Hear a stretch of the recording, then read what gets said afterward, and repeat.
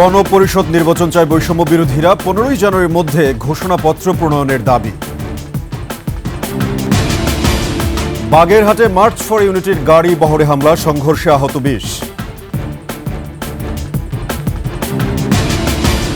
পদ্মা সেতু মামলা পুনরুজ্জীবিত করছে দুদক। কানাডিয়ান কোম্পানি কর্তা সহ 7 জনের বিরুদ্ধে ফের তদন্তের সিদ্ধান্ত। ইসকনের 2 শতাধিক ব্যাংক হিসাব, জমা 236 কোটি 42 লাখ টাকা। 31st নাইটে ফানুস আতশবাজিতে নিষেধাজ্ঞা, ঢাকায় অতিরিক্ত 3000 পুলিশ মোতায়েন।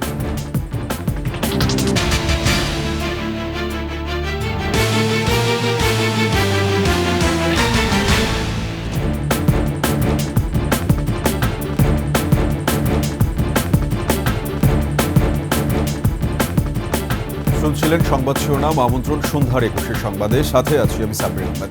দর্শক, 21 টেলিভিশনের সংবাদ একই সাথে সরাসরি দেখতে পাবেন আমাদের ফেসবুক পেজ www.facebook.com/2124 অনলাইনে। এছাড়া সাবস্ক্রাইব করতে পারেন www.youtube.com/@21etv চ্যানেলে। এছাড়া সংবাদে আরও থাকছে, নতুন বছরকে আলিঙ্গন করল পৃথিবী, নিউজিল্যান্ড অস্ট্রেলিয়ায় জমকালো আয়োজন।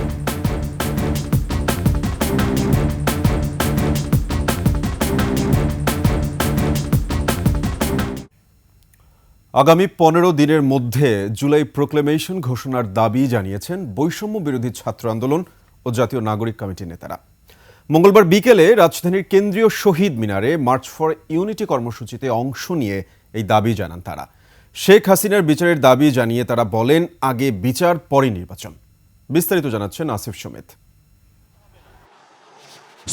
স্লোগানে বিভিন্ন জায়গা থেকে মিছিল নিয়ে কেন্দ্রীয় শহীদ মিনারে মার্চ ফর ইউনিটি সমাবেশে জড়ো হন অযুত ছাত্র জনতা। বৈষম্য বিরোধী ছাত্র আন্দোলন ও জাতীয় নাগরিক কমিটির ব্যানারে বিভিন্ন জেলা থেকে ছাত্র জনতার এ সমাবেশে আসা। 5 আগস্টের আহত ও নিহতদের স্বজনরা ছিলেন সভামঞ্চে।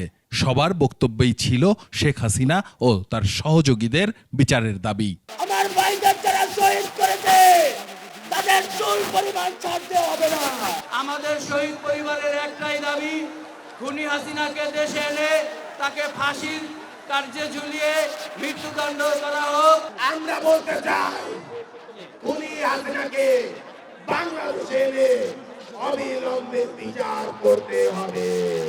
জুলাই ঘোষণাপত্রের দাবিও ওঠে সমাবেশ থেকে। সেই সকল হায়নারা আমাদের ছাত্রদের জনতা গুলি চালিয়েছিল, তাদেরকে কেন গ্রেফতার করা হচ্ছে না? 53 বছরের ভেঙে পড়া জাতীয় প্রতিষ্ঠান সংস্কারের দাবিও তোলেন বক্তারা। আওয়ামী লীগকে আর পুনর্বাসন করতে দেয়া হবে না বলেও জানান তারা। আসিফ সুমিত, 21 টেলিভিশন, ঢাকা।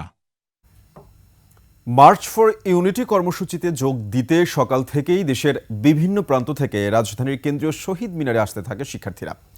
কোনো আধিপত্যবাদ নয়, কারো কাছে নতজানু হয়ে নয়। বাংলাদেশ চলবে একটি স্বাধীন সার্বভৌম দেশের মতো।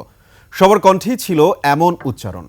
প্রয়োজনে আবারও রাজপথে নামবে বৈষম্য বিরোধী ছাত্র আন্দোলনের শিক্ষার্থীরা। তৌহিদুর রহমানের রিপোর্ট।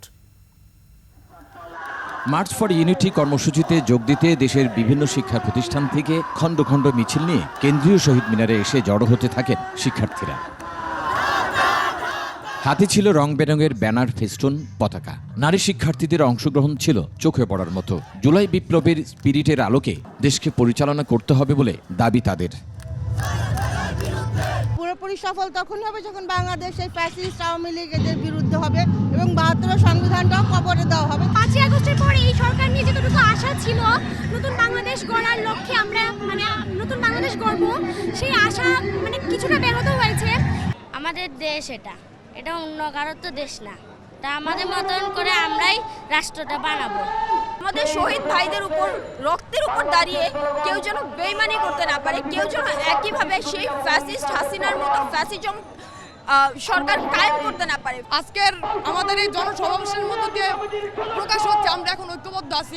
আমরা আমাদের শহীদদের কাঙ্ক্ষিত বাংলাদেশ গড়ার জন্য ঐক্যবদ্ধ থাকবো। সাবেক স্বৈর শাসক আর তাদের দোসরদের বিচারের দাবি ওঠে শহীদ পরিবারের সদস্যদের কণ্ঠে। আবু সাইদকে নিয়ে এই পর্যন্ত যত শহীদ হয়েছে আহত হয়েছে, নিহত হয়েছে, যারা নির্যাতিত হয়েছে, আমি প্রত্যেকটার বিচার চাই মোবারকের বাবা হিসাবে। বাংলাদেশের পতিত স্বৈরাচারে যেসব আমলারা এখনো প্রশাসনের প্রত্যেকটা জায়গায় তারা কাদের ছত্র ছায়া তারা এখনো রয়েছে। সন্তানদের এই সমাবেশে যোগ দেন অনেক অভিভাবকরাও। আমরা ছাত্র এবং সাধারণ জনতা যে জুলাই আগস্টে বিপ্লব করে দেশকে একটা পর্যায়ে নিয়ে আসছি, ওইটাকে সাপোর্ট দিয়ে আরো এগিয়ে নেওয়ার জন্য আমরা চাই এই ছোট্ট একটা ঘোষণাপত্র, মাত্র 4-5 পৃষ্ঠার ঘোষণাপত্র চাই আমরা। এত বড় বই চাই না, এত বড় ওয়ার্ড্রপ চাই না, এত বড় আলমারি চাই না। প্রয়োজনে নতুন আন্দোলনের দাবিও জানান তারা। দেশের বিভিন্ন প্রান্ত থেকে ছুটে আসা শিক্ষার্থীরা বলছেন, সত্যিকার অর্থে একটি বৈষম্যমুক্ত বাংলাদেশ গঠন করতে তাদের যে ঘোষণাপত্র সেটি যেমন পাঠ করতে হবে, তেমনি সবার অংশগ্রহণে, সব শ্রেণী পেশার মানুষের অংশগ্রহণে একটি স্বাধীন সার্বভৌম বাংলাদেশ গঠন করতে হবে। তৌহিদুর রহমান, 21 টেলিভিশন, কেন্দ্রীয় শহীদ মিনার, ঢাকা। বাগেরহাটের মোল্লাহাটে বৈষম্য বিরোধী ছাত্র আন্দোলনের মার্চ ফর ইউনিটির গাড়ি বহরে হামলা হয়েছে। এ সময় সংঘর্ষে অন্তত 20 জন আহত হয়। পুলিশের নিষ্ক্রিয় ভূমিকার অভিযোগ শিক্ষার্থীদের, তবে এ বিষয়ে পুলিশ কিছু বলতে রাজি হয়নি। বাগেরহাট প্রতিনিধি HM মাইনুল ইসলামের তথ্য ছবিতে ডেস্ক রিপোর্ট। সংঘর্ষের এ দৃশ্য মোল্লাহাট মাদ্রাসাঘাট এলাকার। সকালে খুলনা মহানগর থেকে শিক্ষার্থীদের বহনকারী 25টি বাস ঢাকার উদ্দেশ্যে যাত্রা করে। বেলা 11:30টার দিকে বাগেরহাটের মোল্লাহাট মাদ্রাসাঘাট এলাকায় সাইড দেয়া নিয়ে আরেক বাসের যাত্রীদের সঙ্গে কথা কাটাকাটি শুরু হয়। এ সময় গাড়ি থামিয়ে কয়েকজনকে মারধর করা হয়। এরপর ঘণ্টাব্যাপী চলে সংঘর্ষ। পুরো এলাকা রণক্ষেত্রে পরিণত হয়। পরে পুলিশ ও সেনাবাহিনী এসে পরিস্থিতি নিয়ন্ত্রণে আনার চেষ্টা করে, তবে পুলিশের ভূমিকায় ক্ষোভ প্রকাশ করেন সমন্বয়করা। ফ্যাসিবাদী সরকারের দোসররা এই আক্রমণ করেছে বলেও অভিযোগ তাদের। এই ধরনের কার্যক্রম না করে বরঞ্চ তারা নিশ্চুপ নীরব ভূমিকা পালন করছে এবং পাশাপাশি এই পুলিশ কোনো ধরনের কার্যক্রম করেনি। সংঘর্ষের বিষয়ে পুলিশ কিছু বলেনি। কেন আজকে আমরা বারবার বলা সত্ত্বেও কেন এখানে পুলিশরা আমাদেরকে বাধা দেয়, কিন্তু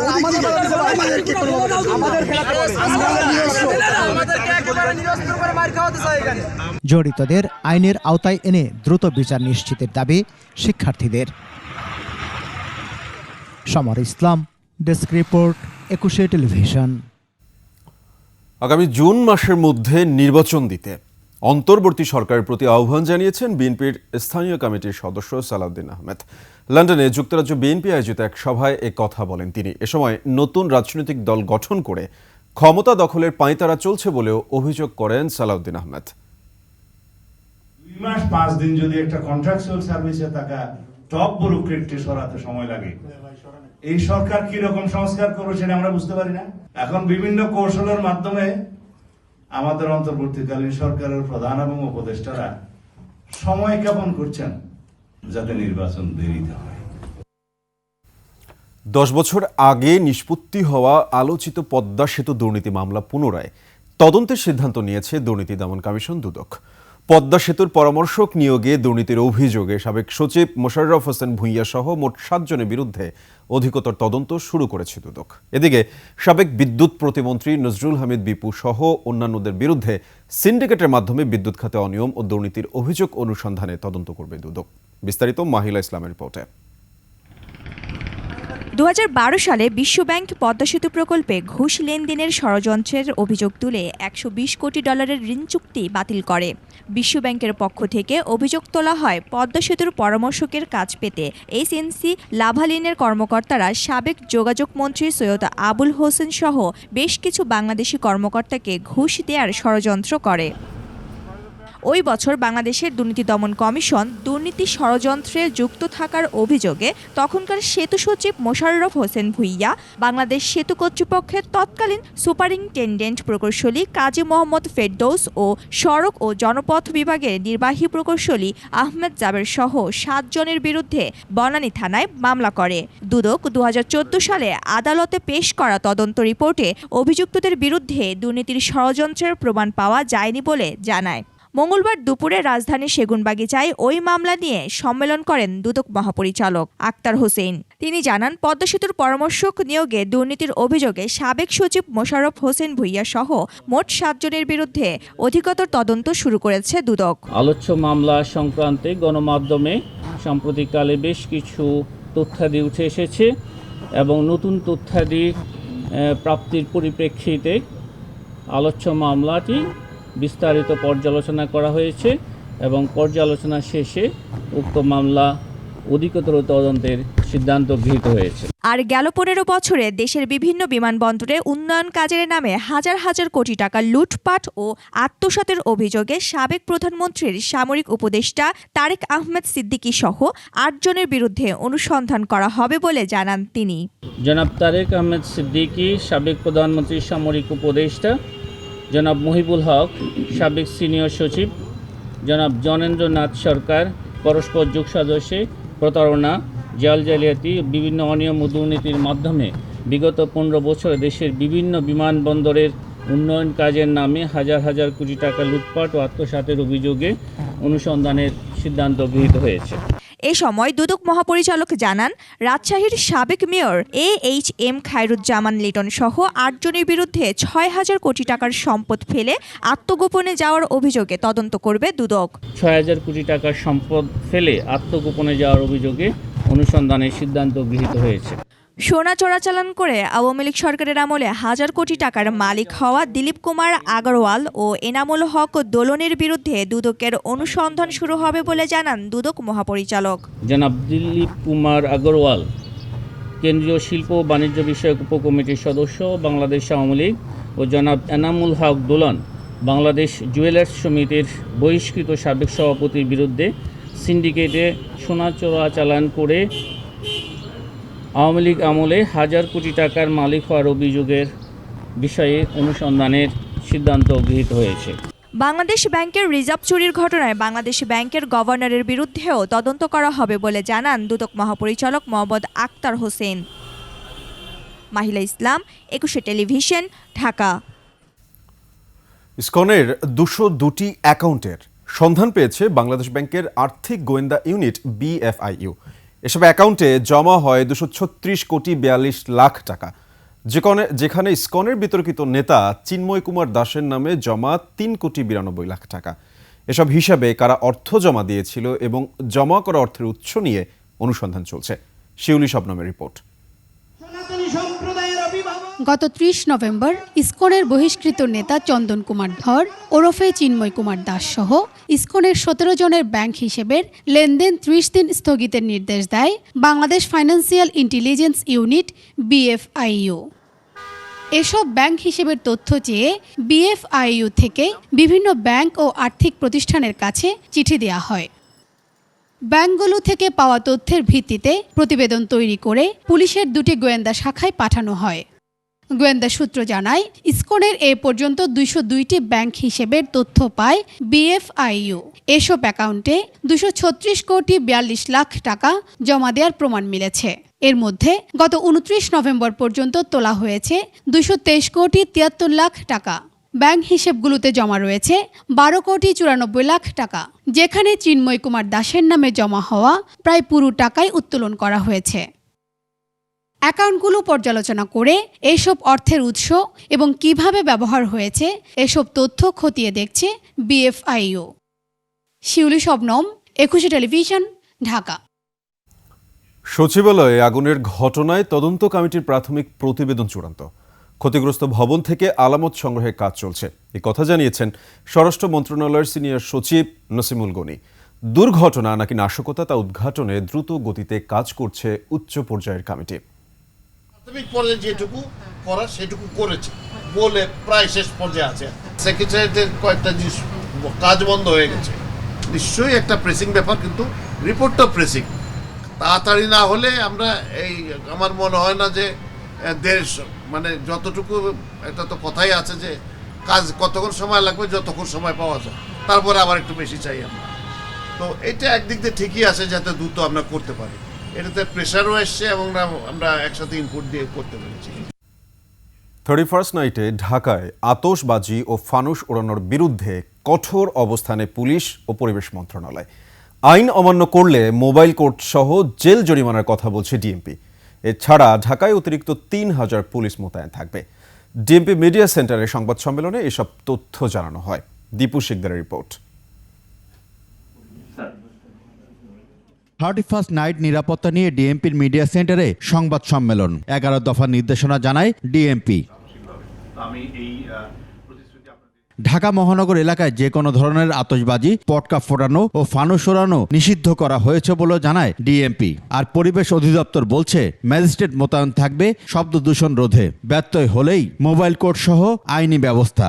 আতশবাজি ফুটে খুবই উচ্চ বেপরোয়াভাবে, তারপর পটকা ফুটে উচ্চ স্বরে বিভিন্ন সাউন্ড যেগুলো সৃষ্টি করে থাকে শব্দ উৎপাদনকারী যন্ত্র থেকে সামাজিক সাংস্কৃতিক কর্মকাণ্ডে হয়ে থাকে এগুলো।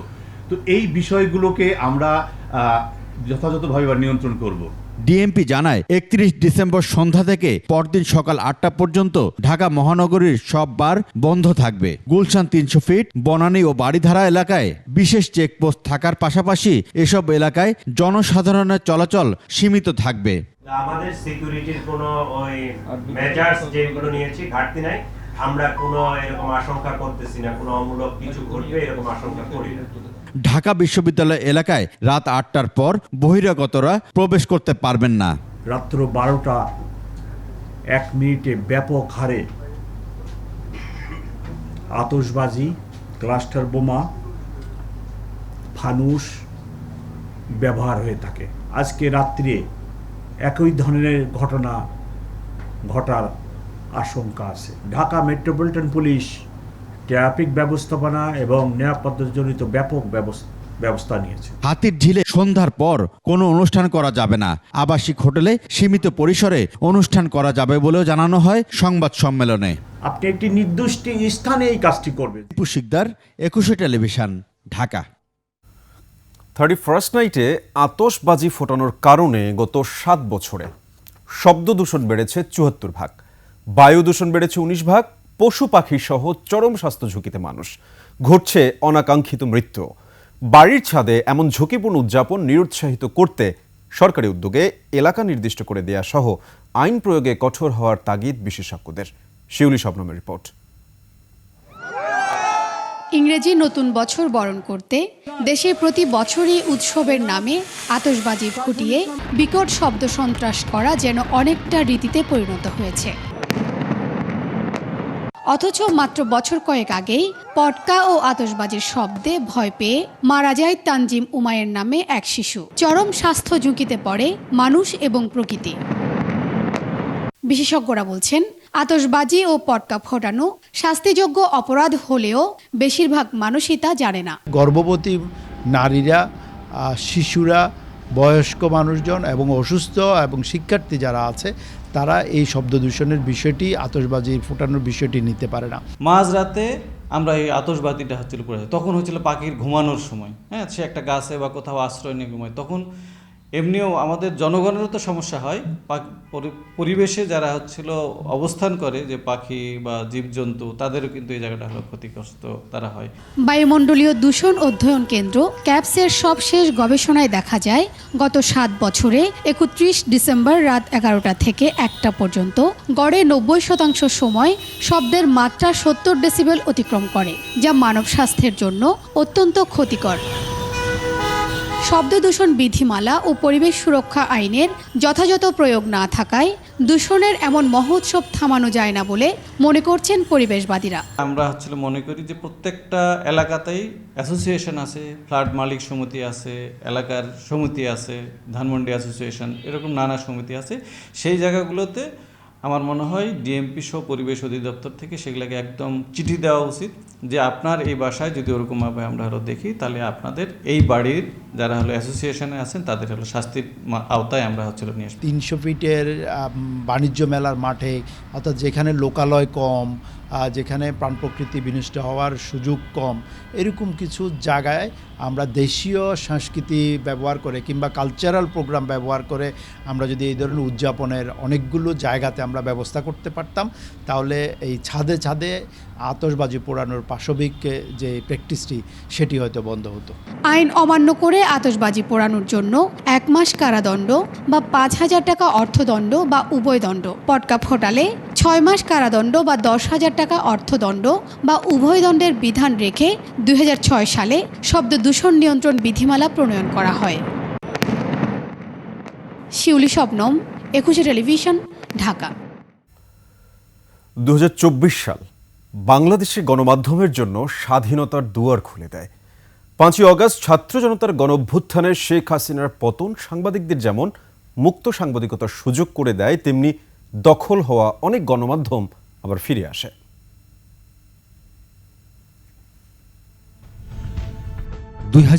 সালের 5 জানুয়ারি বিএনপির ভারপ্রাপ্ত চেয়ারম্যান তারেক রহমানের বক্তব্য প্রচারের কারণে 6 জানুয়ারি গভীর রাতে কর্মস্থল থেকে 21 টেলিভিশনের চেয়ারম্যান আব্দুস সালামকে আটক করা হয়। মিথ্যা মামলা সাজিয়ে বন্দী করে রাখা হয় তাকে।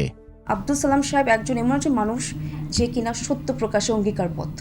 সে কিন্তু এইসব কখনোই মানেনি যে না আমি মিথ্যা প্রকাশ করব বা কিছু। No, he was always competent with যে না আমার সত্য প্রকাশ করতে হবে, whatever the thing is, সেটা সরকারের এগেনস্টে হোক বা বিরোধী সরকারের এগেনস্টেই হোক না কেন, আমরা সত্য প্রকাশ করব। যার কারণে কিন্তু এই ইনসিডেন্টগুলো হলো। এরপর দীর্ঘ 2.5 বছর কারাগারের অন্ধকার প্রকোষ্ঠে অমানবিক অত্যাচারের মধ্যে কাটাতে হয় 21-এর কর্ণধারকে। এরই মধ্যে শুরু হয় প্রতিষ্ঠানটি দখলের ষড়যন্ত্র। 25 নভেম্বর গণমাধ্যমের ইতিহাসে একটি কালো অধ্যায়। এই দিন আওয়ামী লীগ সরকারের অলিগার্ক এস আলম গ্রুপ দখল করে দেশের শীর্ষ এই গণমাধ্যমকে। ওই সরকারটি যে গালভরা কথা বলতো যে আমরা অনেক লাইসেন্স দিয়েছি, মুক্ত গণমাধ্যম, তার সম্পূর্ণ বিপরীত কাজটি ছিল ইটিভি দখল করা। এবং তাতে অন্যদের যে বার্তাটি দেওয়া হলো যে আপনি যদি আমার সাথে না থাকেন, আমার কথা না শোনেন বা আমার কথা মতো না চলেন, তাহলে আপনাদেরও একই পরিণতি হতে হবে। জনপ্রিয়তায় শীর্ষে থাকা এই টেলিভিশনকে 9 বছরে ধ্বংসের দ্বার প্রান্তে নিয়ে যাওয়া হয়। 5 আগস্ট গণ অভ্যুত্থানের পর 21 টেলিভিশনও দখলমুক্ত হয়। জনদাবির মুখে আবারও হাল ধরেন 21-এর চেয়ারম্যান ও সিইও আব্দুস সালাম। আমাকে অ্যারেস্ট করার কারণ তারা জানে যে আমি মাথা নত করার মতো লোক না, এবং আমি এই যে 21 টেলিভিশন নিয়ে এর আগেও অনেক সংগ্রাম করেছি। যখন একবার 2002 সালে বন্ধ হয়ে গেছিল, দীর্ঘ 5 বছর এই সংগ্রামের একটা ইতিহাস আছে।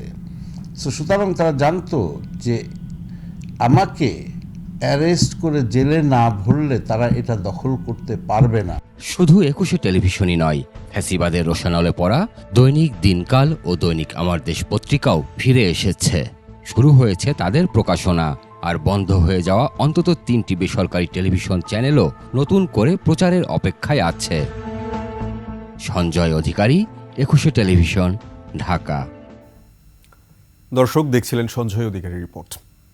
জমকালো আয়োজন আর আতশবাজির মধ্য দিয়ে এরই মধ্যে নতুন বছর 2025কে স্বাগত জানিয়েছে বিশ্বের বেশ কয়েকটি দেশ। সবার আগে নতুন বছরকে স্বাগত জানালো প্রশান্ত মহাসাগরীয় অঞ্চলের দেশ কিরিবাতি। প্রায় একই সময়ে নববর্ষ উদযাপনকারী দেশটি নিউজিল্যান্ড আর অস্ট্রেলিয়া। আতশবাজির ঝলকানিতে মাতোয়ারা, অকল্যান্ড আর সিডনির হারবার ব্রিজ। আফসালা নীলার ডেস্ক রিপোর্ট। স্বাগত 2025।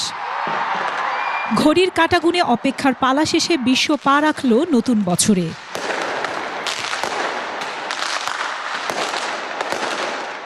গ্রিনিচ মান সময় অনুযায়ী বাংলাদেশ সময় 31 ডিসেম্বর বিকেল 4টায় বিশ্বের প্রথম দেশ হিসেবে 2025 সালকে স্বাগত জানিয়েছে কিরিবাতি।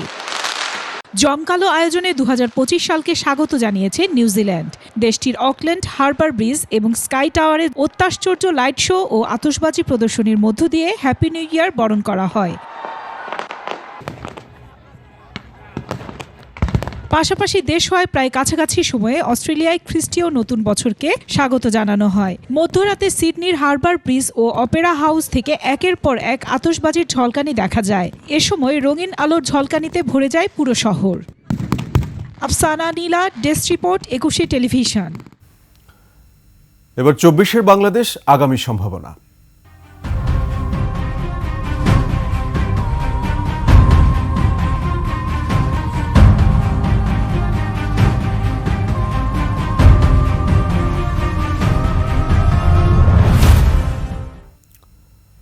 বাংলাদেশের ইতিহাসে ঘটনাবহুল একটি বছর ছিল 2024। 5 আগস্ট আওয়ামী লীগ সরকারের পতন হয়। গণ আন্দোলনে সাবেক প্রধানমন্ত্রী শেখ হাসিনা দেশ ছেড়ে পালাতে বাধ্য হন। এরপরই ক্ষমতায় আসেন নোবেলজয়ী ডক্টর মোহাম্মদ ইউনূস। এছাড়া প্রতিটি মাসের কিছু ঘটনা আন্তর্জাতিক পর্যায়ে আলোচনার খোরাক জুগিয়েছে। ফিরে দেখা 2024 নিয়ে মানিক শিকদারের প্রতিবেদন। স্বাধীনতা 53 বছরের ইতিহাসে একটি স্মরণীয় বছর ছিল 2024। বছরের শুরু থেকেই প্রতি মাসেই এমন সব ঘটনা জন্ম হয়েছে যা ইতিহাসের পাতায় অনন্য দৃষ্টান্ত হয়ে থাকবে।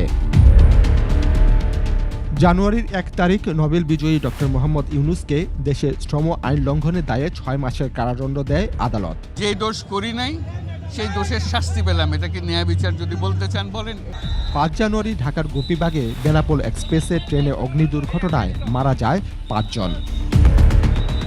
7 জানুয়ারি বিরোধী দলগুলোর বয়কটের মুখে জাতীয় নির্বাচন অনুষ্ঠিত হয়। টানা চতুর্থবারের মতো আওয়ামী লীগ ক্ষমতায় বসে।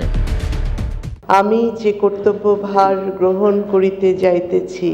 29 ফেব্রুয়ারি ঢাকার বেইলি রোডের একটি বহুতল ভবনে ভয়াবহ অগ্নিকাণ্ডে 46 জন প্রাণ হারায়। ঢাকার রেস্টুরেন্ট ব্যবসায় পরে নেতিবাচক প্রভাব। মার্চ মাসের দ্বিতীয় সপ্তাহে বাংলাদেশের এমভি আবদুল্লাহ নামের একটি জাহাজ ছিনতাই করে সোমালিয়ান জলদস্যুরা। $5 মিলিয়ন মুক্তিপণের বিনিময়ে 15 এপ্রিল জলদস্যুদের কবল থেকে মুক্তি পায় নাবিকেরা। এপ্রিলে বিচ্ছিন্নতাবাদী তৎপরতায় অশান্ত হয়ে ওঠে পাহাড়। বান্দরবানে কুকি-চিন ন্যাশনাল ফ্রন্টের 5 সদস্যকে গ্রেপ্তার করে পুলিশ। মে মাস জুড়ে আলোচিত নাম ছিল আওয়ামী লীগের সংসদ সদস্য আনোয়ারুল আজিম। তিনি 13 মে থেকে নিখোঁজ ছিলেন। 22 মে তার খণ্ডিত লাশ উদ্ধার করা হয়। 26 মে ঘূর্ণিঝড় রেমাল উপকূলে আঘাত হানে। এ ঘটনায় 7 জনের মৃত্যু হয়।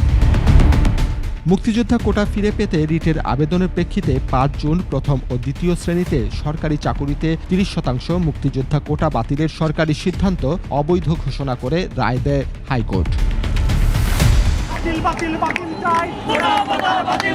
6 জুন শুরু হয় কোটা আন্দোলন। জুলাই মাস জুড়ে কোটা সংস্কার ও বৈষম্য বিরোধী আন্দোলন ছড়িয়ে পড়ে। 15 জুলাই পুলিশ আওয়ামী লীগ ছাত্রলীগের সংঘর্ষে সারা দেশে প্রায় 25 জন নিহত ও শতাধিক আহত হয়। 17 জুলাই সারা দেশে কমপ্লিট শাটডাউন কর্মসূচি পালন করে বৈষম্য বিরোধী ছাত্র আন্দোলন। 19 জুলাই রাত থেকে কারফিউ জারি করে সরকার। 28 জুলাই কারফিউ শিথিল করে সরকার। 6 সমন্বয়কে ডিবি অফিসে নিলে আন্দোলন আরও বেগবান হয়। 2024 সালের চরম নাটকীয়তার মাস আগস্ট। 1 আগস্ট জামায়াতে ইসলামী ও ছাত্র শিবিরকে নিষিদ্ধ করে সরকার। 5 আগস্ট তীব্র গণ আন্দোলনে ক্ষমতা ছেড়ে ভারত পালান প্রধানমন্ত্রী শেখ হাসিনা। সন্ধ্যায় সেনাপ্রধান জেনারেল ওয়াকারুজ্জামান অন্তর্বর্তী সরকার গঠনের ঘোষণা দেন। ইন্টারিম গভর্নমেন্ট ফর্ম করে দেশ পরিচালনা করব। রাতেই সাবেক প্রধানমন্ত্রী বিএনপি চেয়ারপারসন খালেদা জিয়াকে মুক্তির আদেশ দেয় রাষ্ট্রপতি। 8 আগস্ট ডক্টর মোহাম্মদ ইউনূসের নেতৃত্বে গঠিত হয় অন্তর্বর্তী সরকার। প্রধান উপদেষ্টা পদে আন্দোলনের মুখে 10 আগস্ট প্রধান বিচারপতি ওবায়দুল হাসান পদত্যাগ করেন। 13 আগস্ট শেখ হাসিনার বিরুদ্ধে হত্যা মামলা দায়ের করা হয়। এরপর আওয়ামী লীগের সাবেক মন্ত্রী ও নেতাকর্মীদের বিরুদ্ধে মামলার জোয়ার বয়ে যায়। ফ্যাসিবাদী সরকার পতনের পর আগস্ট জুড়ে আইন শৃঙ্খলার চরম অবনতি হয়। প্রতিদিনই বিভিন্ন ইস্যুতে আন্দোলন ও সহিংসতার ঘটনা ঘটতে থাকে।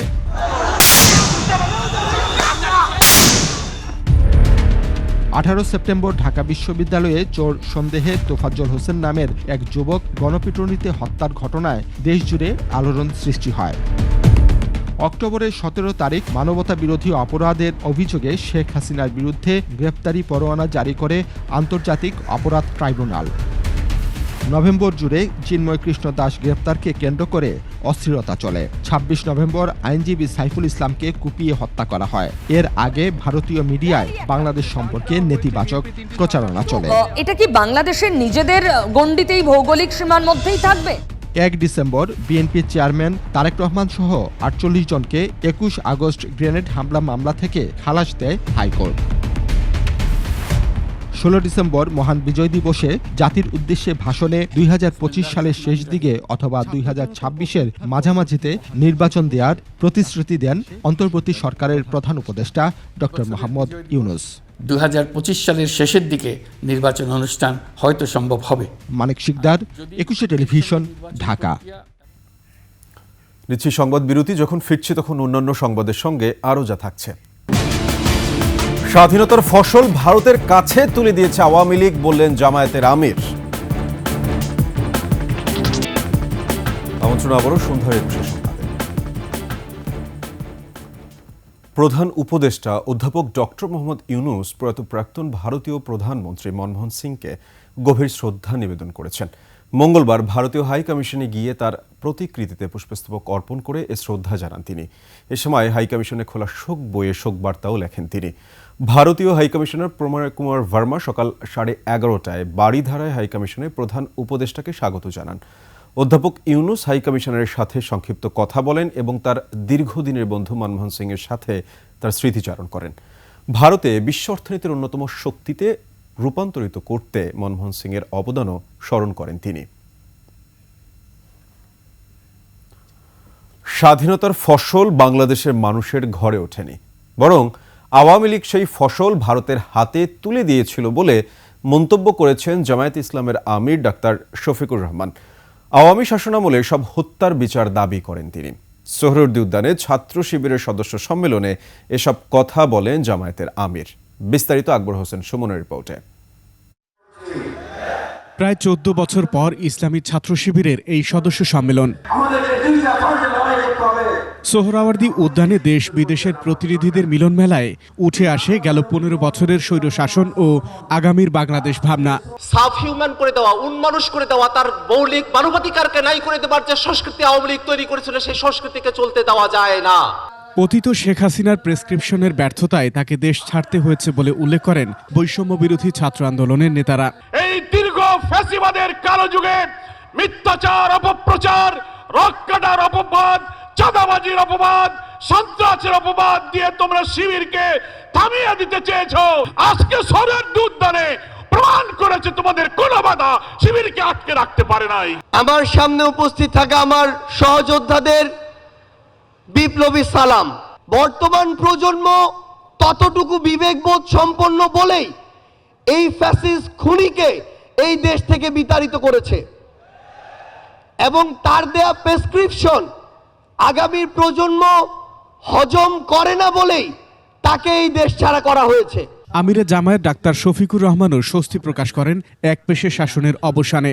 ২০০৯ সালের ১০ জানুয়ারি ক্ষমতায় আসার পর থেকে ধারাবাহিকভাবে যতগুলা হত্যাকাণ্ড সংগঠিত করেছেন তার সবগুলার বিচার এই বাংলার মানুষ চায়। যারা ক্ষমতায় বসে দায়িত্ব জ্ঞানহীনতার পরিচয় দেয়, দায়িত্বশীলতার পরিচয় দিতে পারে না, নিজের দেশের মানুষকে হত্যা করে গদি রক্ষার জন্য, তারা কখনো রাজনৈতিক দল হতে পারে না, তারা একটি সন্ত্রাসী দল। ৭১ স্বাধীনতার ফসল ভারতের হাতে তুলে দেওয়া হয়েছিল বলেও অভিযোগ করেন জামায়াতের আমির। ৭১ একটা স্বাধীনতা এসেছিল, এই জাতি এনেছিল, কিন্তু স্বাধীনতার মর্মমাবি ডুকরে ডুকরে কেঁদেছে।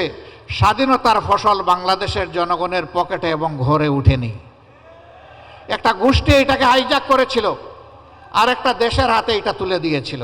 শিক্ষা প্রতিষ্ঠানগুলো নতুন করে গড়ে তুলতে আর একটা যুদ্ধের প্রস্তুতি নেওয়ার আহ্বান জানানো হয় সম্মেলনে। আরেকটি যুদ্ধ করার জন্য তোমাদেরকে তৈরি হতে হবে। সেই যুদ্ধটা হচ্ছে শিক্ষা প্রতিষ্ঠানকে সবার আগে মেরামত করা। আকবর হোসেন সুমন, ২১ টেলিভিশন, ঢাকা। দিচ্ছি সংবাদ বিরতি। যখন ফিরছি তখন অন্যান্য সংবাদের সঙ্গে আরও যা থাকছে। শামীম ঝড়ের পরও খুলনার জয়, ৩৭ রানে হারল চট্টগ্রাম। আমন্ত্রণ আবারও সন্ধ্যার ২১ সংবাদ। এবার আভিভা ফিন্যান্স লিমিটেড বাণিজ্য সংবাদ।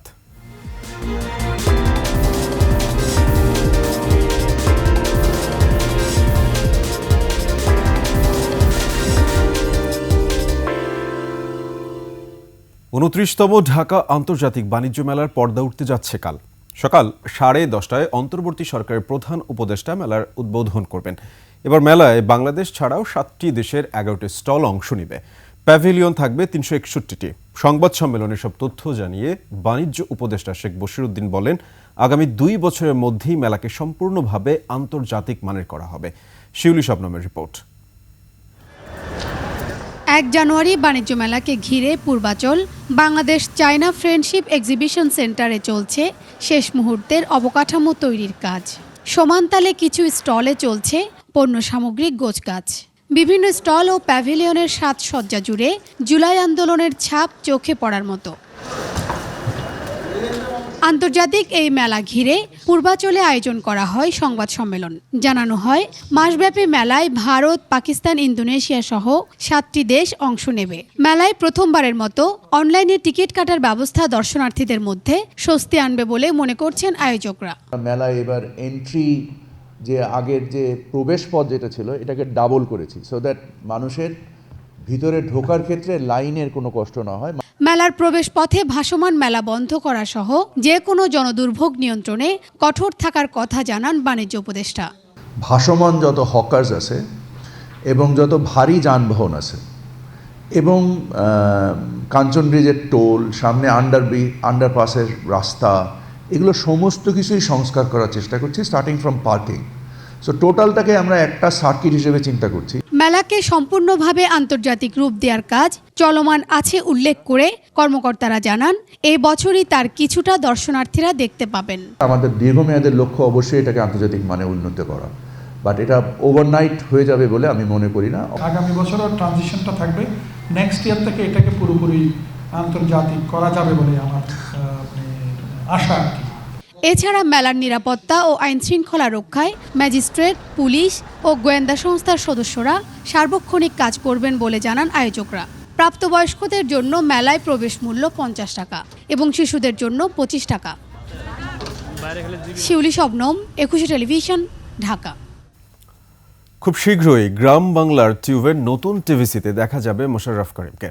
প্রথমবারের মতো গ্রাম বাংলা টিউবের টিভিসির সাথে চুক্তিবদ্ধ হয়েছেন তিনি।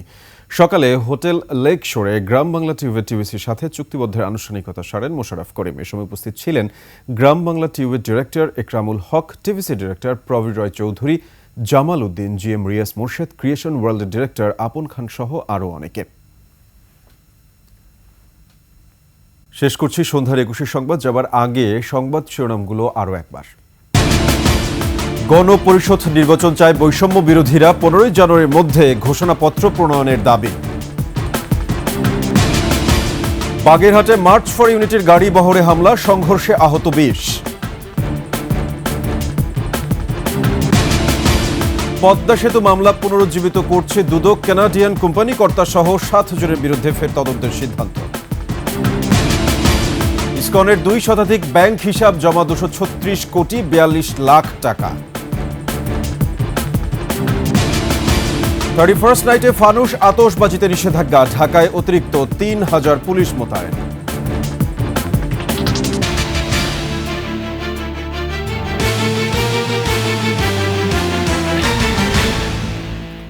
দর্শক, সর্বশেষ সংবাদ জানতে ডায়াল করুন 202 নম্বরে আর ভিজিট করুন 21-tv.com এই ওয়েবসাইটে। ফেসবুকে ভিজিট করতে পারেন www.facebook.com/2124 অনলাইনে। এছাড়া সাবস্ক্রাইব করতে পারেন www.youtube.com/@21TV চ্যানেলে।